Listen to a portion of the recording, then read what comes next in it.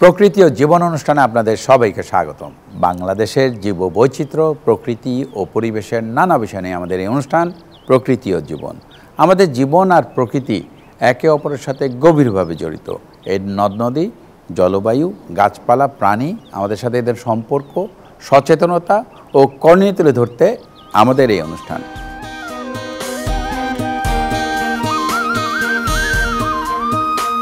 আমাদের দেশের প্রাকৃতিক দুর্যোগগুলোর মধ্যে সবচেয়ে কম আলোচনা হয় ভূমিকম্প নিয়ে, অথচ ভূমিকম্পের কোনো আগাম সংকেত পাওয়া যায় না বলে হঠাৎ ঘটে যাওয়া এ দুর্যোগে ক্ষয়ক্ষতির আশঙ্কা সবচেয়ে বেশি থাকে। ভূমিকম্পের মতো দুর্যোগ মোকাবেলায় আমরা কতটা প্রস্তুত? আমাদের আজকের পর্ব ভূমিকম্প ও আমাদের প্রস্তুতি নিয়ে।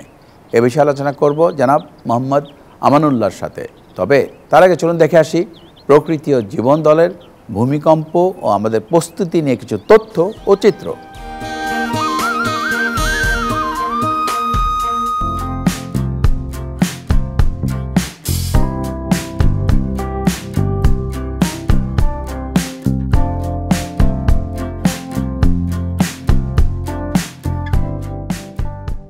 প্রকৃতির অবারিত আশীর্বাদে মহিমান্বিত বাংলাদেশ যেমন নান্দনিক সৌন্দর্যের আধার, তেমনি প্রাকৃতিক দুর্যোগসমূহ উপনীত করে নির্মম বাস্তবতার সামনে। অতিবৃষ্টি, বন্যা, ঘূর্ণিঝড়, জলোচ্ছ্বাস, দাবদাহ, শৈত্যপ্রবাহের মতো বাংলাদেশের নিয়মিত প্রাকৃতিক দুর্যোগসমূহের পাশাপাশি সাম্প্রতিক সময়ে ভূমিকম্পও সংঘটিত হচ্ছে।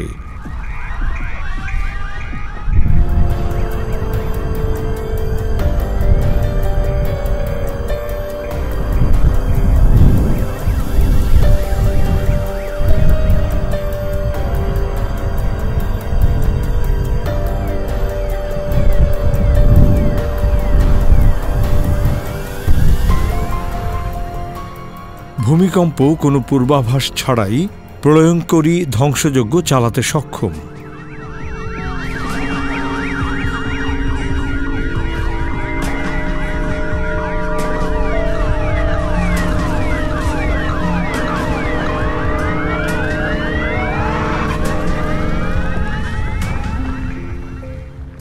প্রাগৈতিহাসিক কালে পৃথিবীর স্থলভাগসমূহ একত্রে ছিল।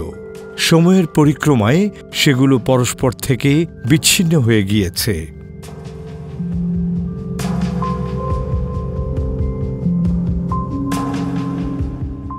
পৃথিবীর উপরিভাগের 70 থেকে 100 কিলোমিটার পুরুত্বের লিথোস্ফিয়ার 7টি মেজর টেকটনিক প্লেট সহ ছোট বড় প্রায় 20টি টেকটনিক প্লেটের সমন্বয়ে গঠিত।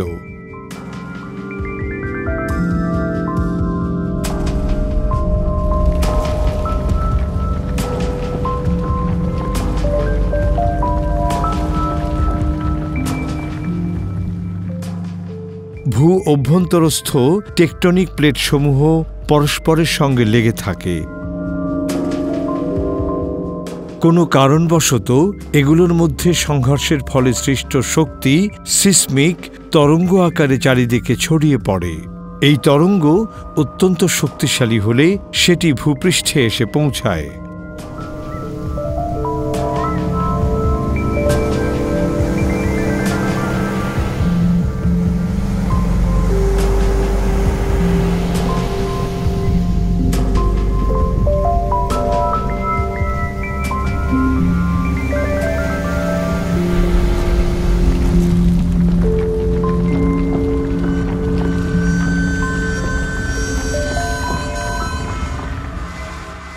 ভূমিকম্পের কারণ প্রধানত তিনটি: ভূ অভ্যন্তরে হঠাৎ পরিবর্তন, আগ্নেয়গিরির অগ্ন্যুৎপাত এবং শিলাচ্যুতি। ভূমিকম্প সাধারণত কয়েক সেকেন্ড থেকে 1 থেকে 2 মিনিট স্থায়ী হয়।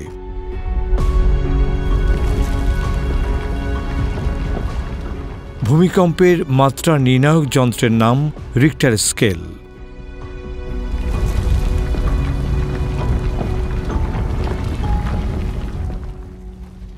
রিক্টার স্কেলে ভূমিকম্পের মাত্রা 1 থেকে 4.99 মৃদু 5 থেকে 5.99 মাঝারি, 6 থেকে 10 হলে তীব্র হিসেবে বিবেচিত।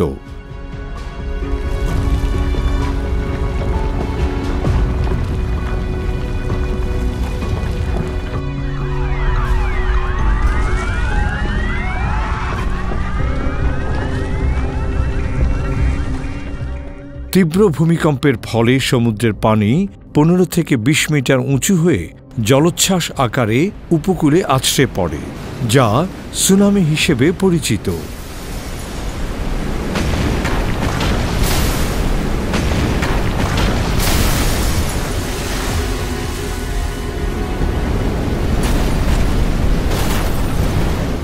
ভৌগোলিকভাবে বাংলাদেশ ইন্ডিয়ান, ইউরেশীয় এবং বার্মিজ টেকটনিক প্লেটের উপরে অবস্থিত।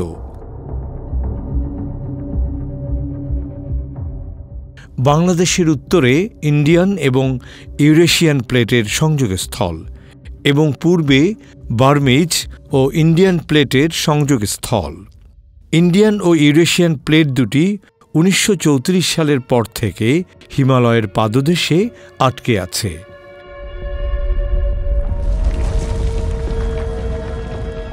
অন্যদিকে বাংলাদেশ ও ভারতের পূর্ব অংশের ইন্ডিয়ান প্লেট ধীরে ধীরে বার্মিজ প্লেটের নিচে চলে যাচ্ছে।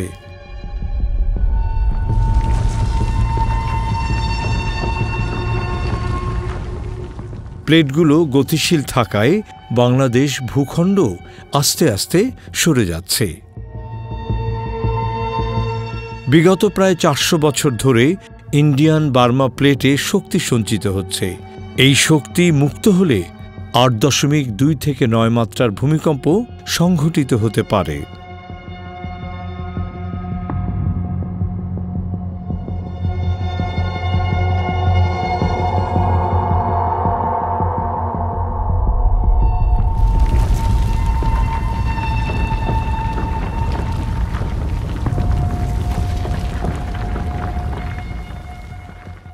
বাংলাদেশের ভূমিকম্পনের উৎস দুটির একটি হল ইন্দো বার্মা সাবডাকশন জোন, যা দেশের দক্ষিণ পূর্ব এলাকা পর্যন্ত বিস্তৃত।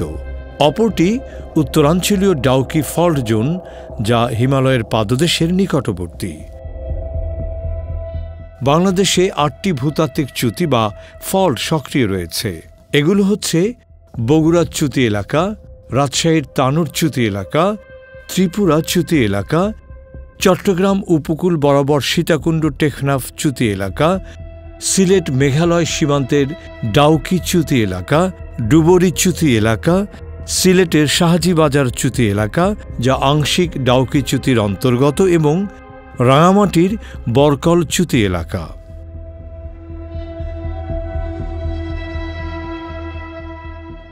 ভূমিকম্পনের জন্য ঝুঁকিপূর্ণ বিশ্বের 20টি শহরের মধ্যে ঢাকা অন্যতম। ঢাকা থেকে মাত্র 60 কিলোমিটার দূরত্বে মধুপুর অঞ্চলে 7 থেকে 7.5 মাত্রার ভূমিকম্প হওয়ার মতো ভূতাত্ত্বিক ফাটল রয়েছে। সমগ্র বাংলাদেশের ন্যায় রাজধানী ঢাকার ভূত্বকও নরম পাললিক শিলা দ্বারা গঠিত। ঢাকার অধিকাংশ অবকাঠামো এবং স্থাপনাসমূহ ভূমিকম্প সহনীয় বিল্ডিং কোড অনুসারে নির্মিত নয়।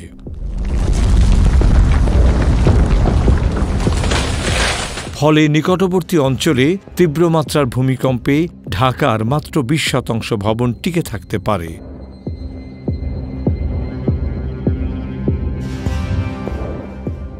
বিদ্যুৎ, গ্যাসের মতো ইউটিলিটি সমূহের অপরিকল্পিত সংযোগের ফলে হতে পারে ভয়াবহ দুর্যোগ। যে প্রলয়ঙ্করী ধ্বংসলীলা সংঘটিত হবে তা পৃথিবীর অন্যান্য সকল প্রাকৃতিক দুর্যোগের ক্ষয়ক্ষতিকে ছাড়িয়ে যেতে পারে। ঘনবসতিতে পূর্ণ ঢাকার কিছু কিছু অঞ্চলে ভূমিকম্প পরবর্তী উদ্ধার কাজ এবং ত্রাণ কার্যক্রম পরিচালনাও দুঃসাধ্য হয়ে পড়বে। তাই সম্ভাব্য সংকট মোকাবেলায় রাষ্ট্রীয়ভাবে জরুরি ভিত্তিতে স্বল্পমেয়াদী, মধ্যমেয়াদী এবং দীর্ঘমেয়াদী পরিকল্পনা গ্রহণ আবশ্যক।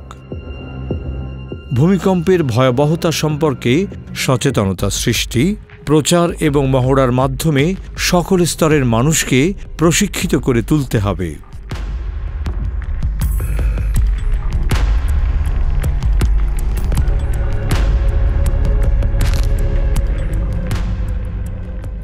ঝুঁকিপূর্ণ ভবনগুলোকে অপসারণ অথবা রেট্রোফিটিংয়ের ব্যবস্থা করতে হবে। বাংলাদেশ ন্যাশনাল বিল্ডিং কোড ২০২০ অনুসারে ভূমিকম্প প্রতিরোধী ভবন নির্মাণ বাধ্যতামূলক করতে হবে।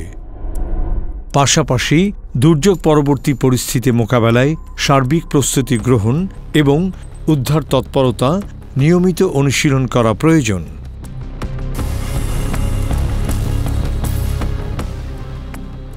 অন্যান্য প্রাকৃতিক দুর্যোগসমূহের মতো ভূমিকম্প আন্তর্জাতিক সীমানারেখা মেনে সংঘটিত হয় না।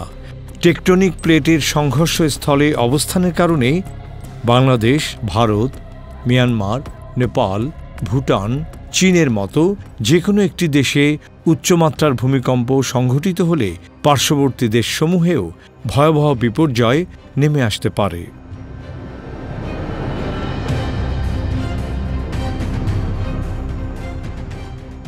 তাই সম্ভাব্য ঝুঁকি নিরূপণ ও সমন্বিত পূর্ব প্রস্তুতি গ্রহণের মাধ্যমে ভূমিকম্পের ক্ষয়ক্ষতি মোকাবেলায় অনেকাংশে সফল হওয়া সম্ভব।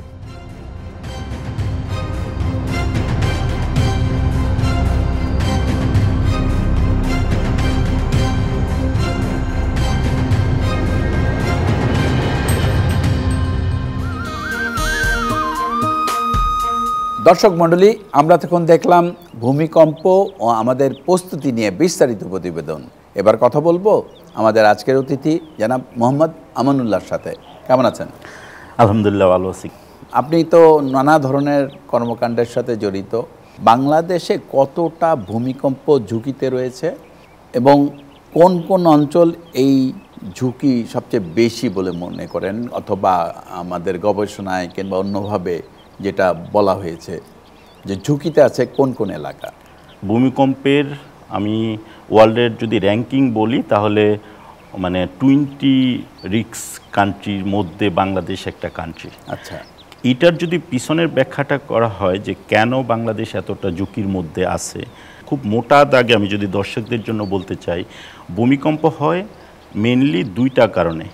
একটা হচ্ছে আমাদের যে পৃথিবীর গঠন আছে, সেই গঠনের আমরা যদি দেখি দুইটা মেজর বেল্ট আছে, যেটাকে বলা হয় যে প্রশান্ত মহাসাগরীয় অঞ্চল বেল্ট এবং মেডিটেরিয়ান হিমালয় এই বেল্টটা, এবং এই বেল্টগুলোর মধ্যে আবার অনেকগুলো প্লেটের উপর পৃথিবীটা দাঁড়ানো। তো আমরা বাংলাদেশ দুইটা মেজর বেল্টের জাংশনের মধ্যে আছি।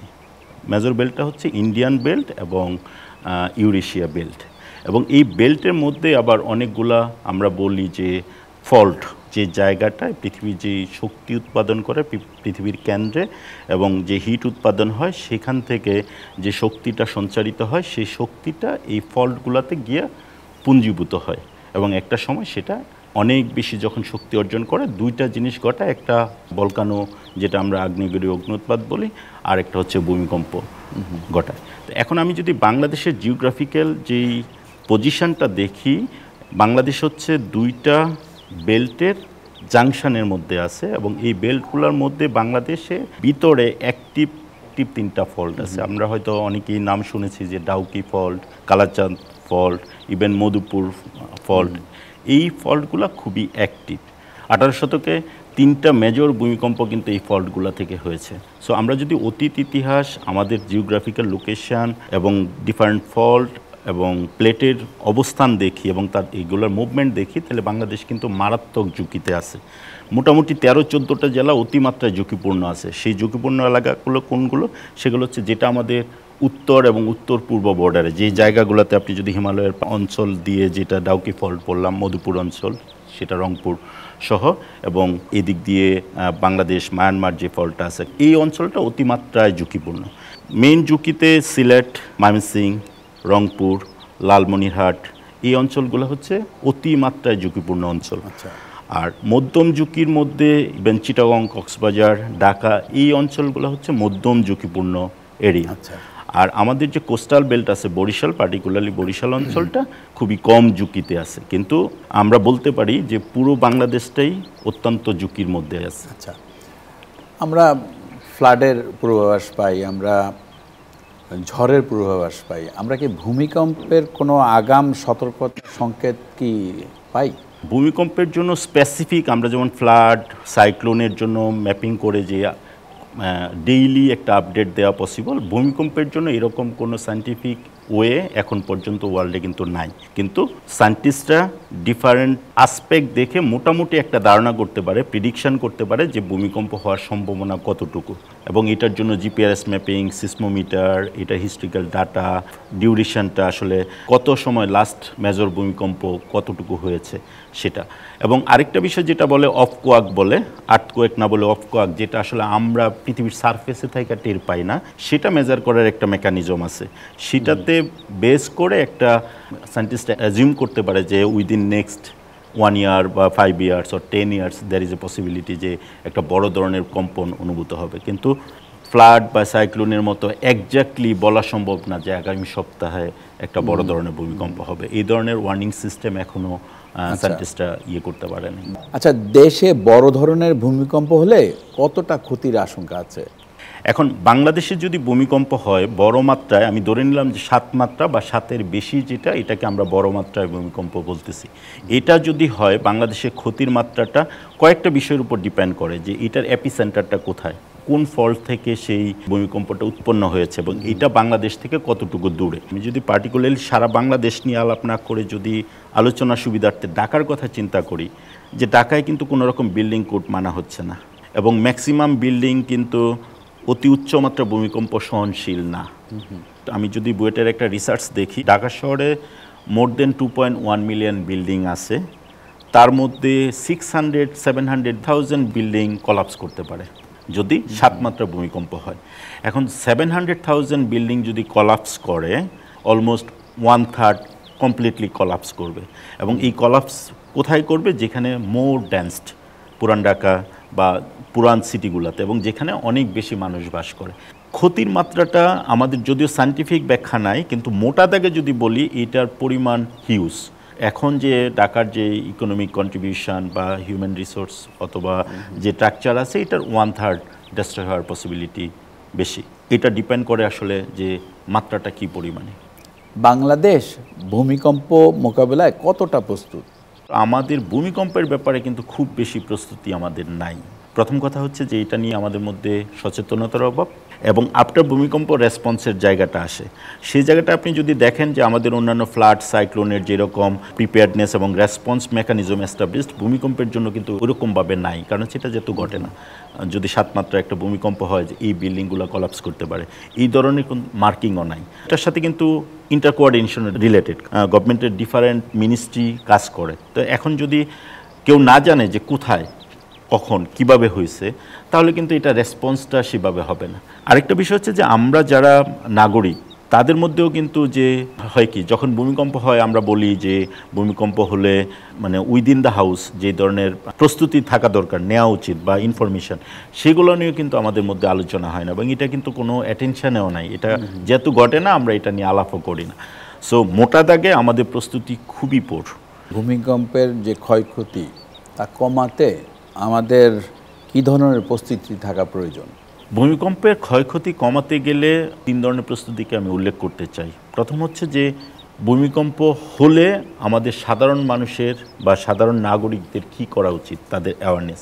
আপনি যদি ইনসাইডে থাকেন তাহলে কি করবেন, যদি আউটসাইডে থাকেন কি করবেন, এবং ভূমিকম্পের পরে আপনি এজ এ নাগরিক, আমি এজ এ নাগরিক কি করা উচিত। যখন ভূমিকম্প ঘটে, আমরা যখন ইনসাইডে থাকবো, তখন যে উইন্ডো যে জায়গাটা আছে সেই জায়গায় না যাওয়া, স্ট্রং কোনো সারফেসের নিচে লুকানো, বা আউটডোরের যে এক্সিট ডোর আছে সেটার কাছে না যাওয়া, শক্ত কোনো ইয়ের কাছে। আউটডোরে থাকলে আপনি একটু খোলা জায়গায় যাওয়া, খুঁটি বা গাছ, বড় গাছ, এটা অ্যাভয়েড করা, প্যানিক না হওয়া, একটু লাই ডাউন করা। মানে এই অ্যাওয়ারনেসগুলো থাকলে কজালিটিস কিন্তু অনেক কমবে, এটা 1। 2 হচ্ছে যে আমাদের কিছু প্রিপেয়ারনেস, যেটা একটু আগেই বললাম যে আমাদের প্রস্তুতি কেমন, এটার সাথে কিন্তু জড়িত হচ্ছে যে আমরা কিভাবে মিনিমাইজ করতে পারি। আমাদের যদি প্রস্তুতি ভালো হয় তাহলে এটার ইম্প্যাক্ট মিনিমাইজ করা কিন্তু সম্ভব। তাহলে প্রস্তুতির ক্ষেত্রে আমাদের কি করতে হবে? আমাদের হচ্ছে বিল্ডিং কোড যেটা আছে বা আমাদের যে আর্কিটেকচারাল যেটা আছে সেটাকে রিএনফোর্স করা, সেটা যেন মানা হয়। এটার জন্য মেইন অথরিটিকে, রাজুক বা অন্যান্য সিটি কর্পোরেশনে। আমাদের যারা রেসপন্স এবং রেস্কিউ টিম আছে, including fire brigade, medical team, even coordination between army and মানে গভর্নমেন্ট বডি, তাদের ক্যাপাসিটি ডেভেলপ করার, capacity in terms of human skill, in terms of মানে ইনস্ট্রুমেন্ট। আদারওয়াইজ আপনি তো একটা রেস্কিউ করতে গেলে আমাদের অনেক হাই রাইজ বিল্ডিং আছে, সো এখানে রেস্কিউ করতে গেলে যে ধরনের ম্যাটেরিয়ালস দরকার, যে ধরনের ইনস্ট্রুমেন্ট দরকার, এটা না থাকলে কিন্তু রেস্কিউ হবে না। থার্ড হচ্ছে যে আমাদের একটা কম্প্রিহেন্সিভ প্ল্যান কিন্তু থাকতে হবে, একটা কোঅর্ডিনেশন মেকানিজম থাকতে হবে, এবং এটার রেগুলার একটা প্ল্যানটাকে সিমুলেট করা যে আমাদের যদি এরকম একটা মেজর ডিজাস্টার হয়, আসলে কে কী, কোন মিনিস্ট্রি, কোন কীভাবে রোল প্লে করবে। আপনি দেখেন যে আজকে যদি একটা 7.5 মাত্রার একটা ভূমিকম্প হয়, ঢাকা শহরে যদি এরকম কলাপস করে, কী কলাপস করবে, এটা শুধু মানুষই মারা যাবে না, কলাপস করবে হচ্ছে ওয়াটার সিস্টেম, কলাপস করবে ইলেকট্রিক সিস্টেম, কলাপস করবে গ্যাস, দেন কিন্তু এটা টোটাল সিস্টেমটা কলাপস করবে। সো ম্যাপ আউট করা যে আমাদের কোন লাইনটা কোন দিক দিয়ে গিয়েছে, কোথা থেকে এটা দিয়ে, যেন আমরা পিন পয়েন্ট করতে পারি, খুব কুইক রিকভার করার সুযোগ থাকে। Otherwise it will be a massacre, it will be a kind of a যে কমপ্লিট ম্যাস। সো আমাদের অ্যাওয়ারনেসটা অনেক বেশি বাড়ানো দরকার। এই ভূমিকম্পের হলে আমাদের কি করা উচিত এবং এর প্রস্তুতি কিভাবে রাখা উচিত? ডেফিনেটলি আপনি দেখেন ভূমিকম্পের বিষয়টা হচ্ছে যে ভূমিকম্পের স্থায়িত্ব হয় কয়েক সেকেন্ড থেকে ম্যাক্সিমাম 1 মিনিট, কিন্তু এটার যে ইম্প্যাক্ট, এটার যে লস, এটা কিন্তু হিউজ। সো 1 মিনিটের মধ্যে কিন্তু আপনি নতুন করে আর প্রিপারেশন নিতে পারবেন না যদি আগাম কোনো প্রিপারেশন না থাকে। সো এটা অ্যাওয়ারনেসের কিন্তু কোনো বিকল্প নাই। সো অ্যাওয়ারনেস লাগবেই। এটার ঘটার সম্ভাবনা কম, কিন্তু যদি ঘটে এটার লাইকলিহুড কম, কিন্তু এটার ইম্প্যাক্ট অনেক বেশি, এবং এটা সাইক্লোন, ফ্লাড, যে কোনো ডিজাস্টারের চেয়ে অনেক অনেক বেশি। ধন্যবাদ, অনেক কিছু জানা গেল আপনার কাছ থেকে। ধন্যবাদ। দর্শক মণ্ডলী, প্রকৃতি ও জীবন অনুষ্ঠানের এবারের সেগমেন্টটি হচ্ছে আপনি জানেন কি। চলুন জানা যাক ভূমিকম্প নিয়ে কিছু তথ্য। আপনি জানেন কি, সারা বিশ্বে প্রতিদিন প্রায় 138 বার ভূমিকম্প হয়। 1935 সালে দক্ষিণ ক্যালিফোর্নিয়ায় ভূমিকম্প পর্যবেক্ষণ করে চার্লস রিক্টার প্রথম মাত্রার স্কেল তৈরি করেন, যা রিক্টার স্কেল নামে পরিচিত। 1960 সালে চিলির ভালডিভিয়াতে 9.5 মাত্রার ভূমিকম্প সংঘটিত হয়, যা পৃথিবীর ইতিহাসে সর্বোচ্চ। বাংলাদেশে এ পর্যন্ত সংঘটিত সর্বোচ্চ মাত্রার ভূমিকম্প হচ্ছে 7.6, যা 1918 সালে শ্রীমঙ্গলে আঘাত হানে। দেশে বর্তমানে 13টি ভূমিকম্প পর্যবেক্ষণ স্টেশন রয়েছে, যেখানে 1954 সালে ছিল শুধু একটি স্টেশন। শুধু দর্শক, ভূমিকম্প একটি প্রাকৃতিক ঘটনা যার উপর আমাদের কোনো নিয়ন্ত্রণ নেই। বাংলাদেশেও প্রতি বছর ভূমিকম্প অনুভূত হয়, যার অধিকাংশই মৃদু মাত্রায়। তবে বিশেষজ্ঞদের মতে বাংলাদেশেও বড় ধরনের ভূমিকম্প ঝুঁকি রয়েছে। তাই এই দুর্যোগ মোকাবিলায় আমাদের যথাযথ প্রস্তুতি থাকা প্রয়োজন। সুন্দর প্রকৃতিতে গড়ি সুস্থ জীবন, এই আশা নিয়েই শেষ করছি আজকের অনুষ্ঠান। আপনারা সবাই ভালো থাকুন, সুস্থ থাকুন।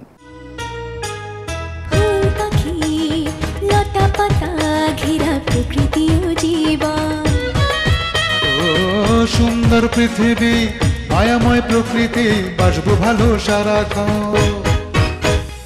চাই চাই চাই সুন্দর পৃথিবী, চাই চাই চাই চাই সুস্থ পরিবেশ, চাই ফুল পাখি লতা পাতা ঘেরা প্রকৃতি ও জীবন। ও সুন্দর পৃথিবী, মায়াময় প্রকৃতি, বাসবো ভালো সারাক্ষণ। এসো হাতে হাত ধরে শপথ করে সুন্দর সুস্থ পরিবেশ গড়ি, সুন্দর সুস্থ পরিবেশ গড়ি, সুন্দর সুস্থ পরিবেশ।